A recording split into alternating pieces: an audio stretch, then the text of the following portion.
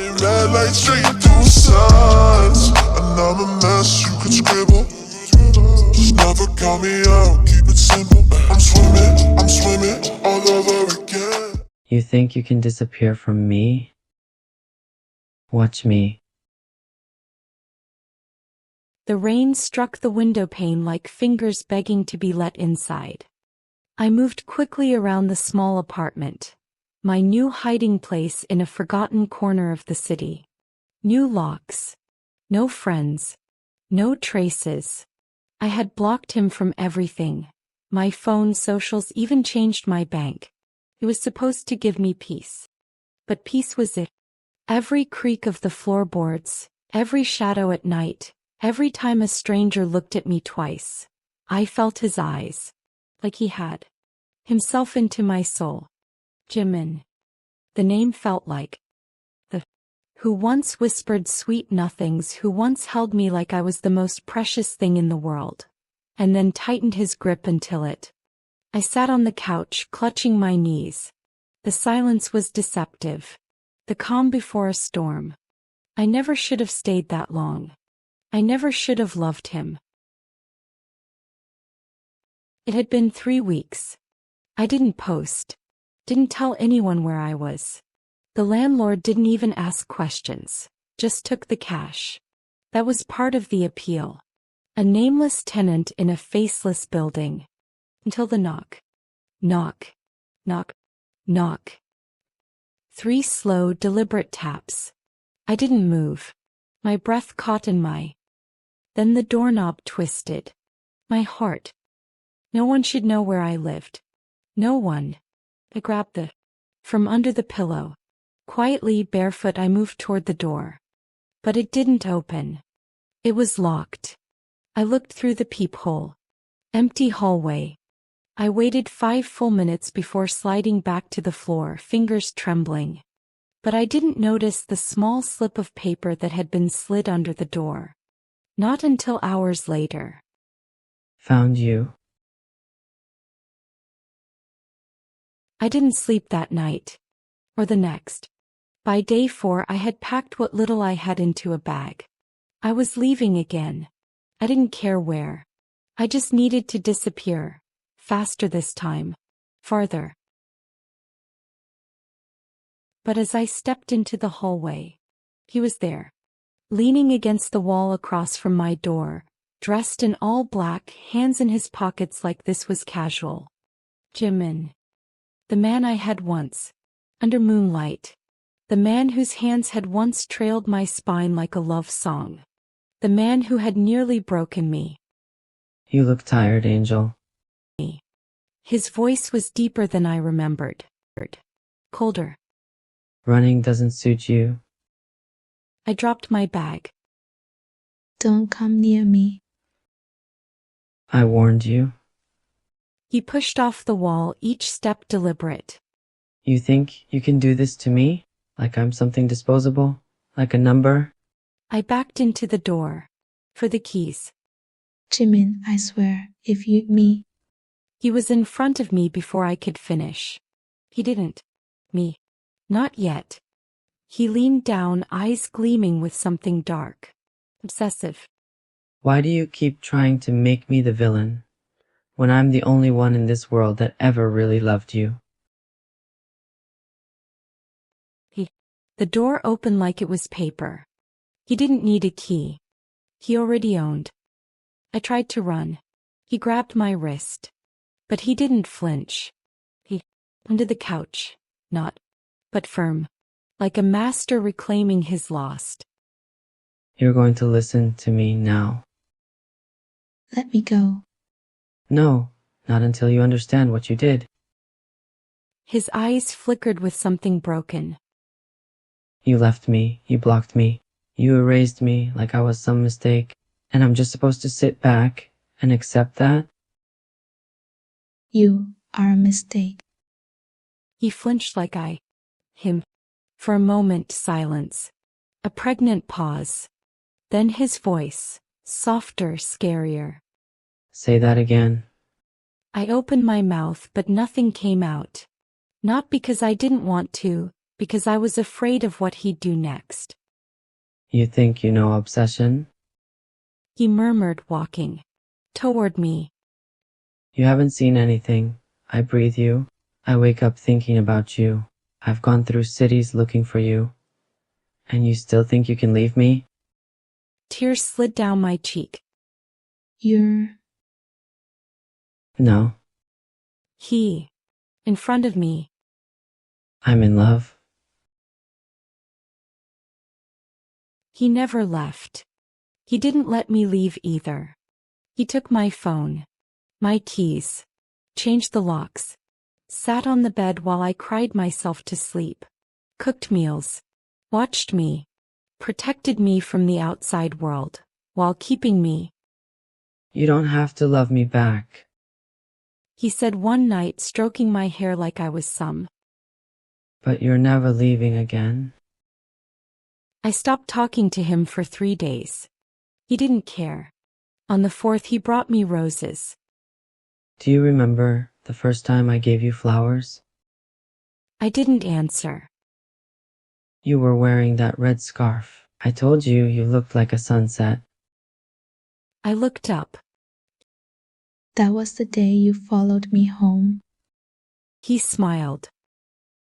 I knew I wanted you then. One night I slammed the bathroom door. I cried. The mirror. Shards fell. Jimin burst in, eyes wide, hands grabbing mine. What did you do? Let me go. You're... yourself. Because of you. We both stood there. From my palm. He wrapped it slowly in a towel. No words. Just this aching silence between us. When I finally whispered, Why me? he looked at me like I had asked him why the sun rises. Because you were the only thing that ever made me feel real. Isn't always immediate. Sometimes it whispers. I stopped trying to escape. Not because I loved him. Because I forgot what it was like not to be watched. Because some twisted part of me needed the attention. The obsession. The way his gaze. Like I was all he saw. I would for you. I already have. He told me one night, hand curled around my waist. I didn't ask what that meant. I didn't want to know. But I didn't. Away either. And that. Me most. One morning I found the window open. Jimin never left it open. He was out. Groceries. It was my chance. I climbed out. Ran. Half a block. Then I saw him. He dropped the bags. His face didn't show surprise. Just heartbreak. I trusted you. Trust. I laughed, tears blurring my vision. You're. I loved you. No. Jimin. You me. His hands fell to his sides. For the first time I saw something break in him. He didn't chase me. He just stood there. As I ran I looked back. Once. He didn't move. Just whispered. You'll come back. Because no one will ever love you like I do. Months passed. I found a women's shelter. New city. Therapy. Small steps. But he was right about one thing. No one looked at me like he did. No one cared that much.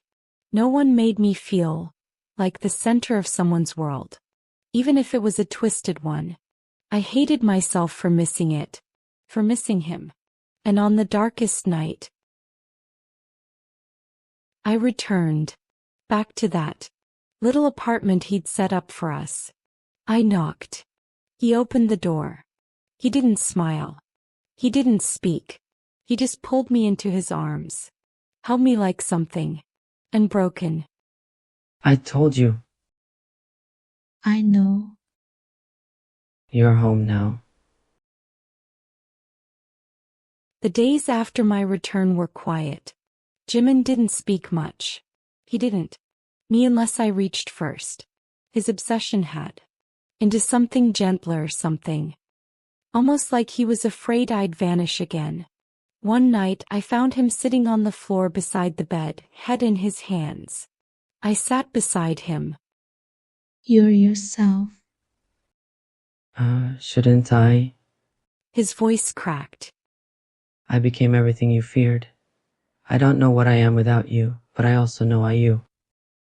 I stared at him, wondering how someone could look so human. I came back because I wanted to, I whispered. but I won't stay if I'm a prisoner. His jaw tightened. Then I'll give you the key. He stood, walked into the other room and returned with the house keys. My phone, the spare cards. He dropped them in. You're free. His eyes met mine. But I'll still love you, even if you never come back again. My heart twisted, and something inside me broke. Because he meant it. It didn't happen overnight. But we started again. Therapy. Boundaries. Time. He found work that didn't revolve around controlling me. I found peace in writing, in painting, in reclaiming the parts of myself that had gone dim. He learned to love me without. I learned to trust him in pieces. We moved, not because we had to run, but because we wanted a home that was ours. On a quiet morning in spring, he brought me breakfast in bed. Nothing fancy.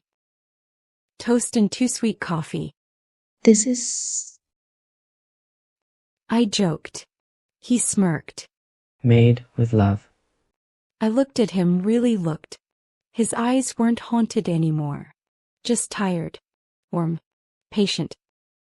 Jimin, I love you. He froze. Then sank to the edge of the bed like the air had left his. Say it again. I cupped his cheek. I love you. His arms wrapped around me and I swear he was trembling. Not from, but from finally being enough. Years passed. We never forgot who we were. But we chose who we became. He proposed on a rainy night the same way he once found me. Only this time he wasn't a stranger in the dark. He was mine. I said yes. Not because I was scared, but because I knew this man, this broken, once-obsessed storm of a man, had remade himself for me. And I had softened for him. Love is strange that way. Sometimes it starts in the shadows, and still finds its way into the light.